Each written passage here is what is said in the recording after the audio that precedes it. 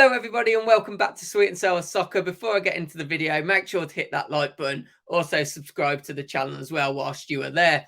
Going to be talking about Southampton today, who it's been announced this evening have had a majority takeover bid accepted in the region of 100 million. The Serbian tycoon, TV tycoon, I should say, Dragan Salak, who sounds a bit like, that name sounds like a bit like a Harry Potter villain, doesn't it? But he won't be a villain to Southampton, I don't think. He's put in £100 million bid as part of a consultancy that are going to take over the majority of Southampton Football Club. Now, look, these guys are coming in and they're not going to have the kind of money that a Newcastle have, but if I was a Southampton fan, I'd actually be really excited. I honestly would. And I honestly think Premier League, all other Premier League fans should be watching with wary eyes on this one. And I'm going to explain why in a minute. Now, this bid, obviously, to take over the club has come in, majority stake. And I want to talk about not just the owner here, but another person that's coming in as part of the consultancy, Ramus Ankerson. Now, this might not ring too much bells to people, but he's the former Brentford sporting director. And the reason why this is so significant is because if anyone knows about Brentford, they have suddenly risen from, up the leagues, from League One up into the Premier League. And they did this by selling the best stars. But more importantly, then this is something this man was heavily involved in, researching players by using data. Now, this is a really new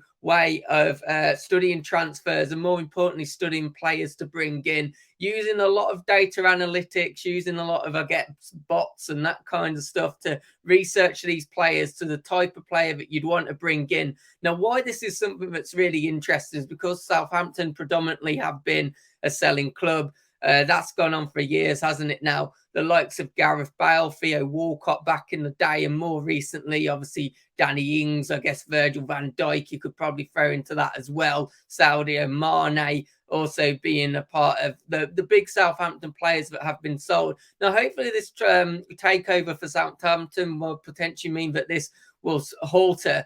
But if it doesn't, now, this man could really be key. No, look, they've not got the billions of pounds like a Newcastle, but it doesn't matter whether you've got £50 to your name or 100 billion these days because of financial fair play.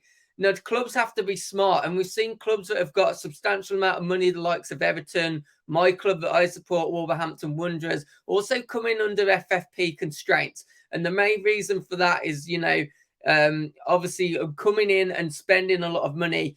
I think having this man behind them is a really powerful asset, and the reason for that is obviously Southampton may have to still sell to balance the books, that kind of thing, but they're going to be bringing in players that they can sell on for a premium. And when you really have that at your disposal, then I think that's going to be a powerful tool to climb up the table gradually over time. So this ain't going to be one like Newcastle where they're going to suddenly burst onto the scene. But this is a really exciting long-term project for Southampton and their fans. And I honestly believe this is one which, if done right with the right people behind, could see Southampton pushing up from obviously around that mid-table, are currently sat in 14th position over time, up into challenging for those Europa League places. Who even knows Champions League football, if they can get the infrastructure in place and also, climb using a similar method to what Brentford did, to be honest.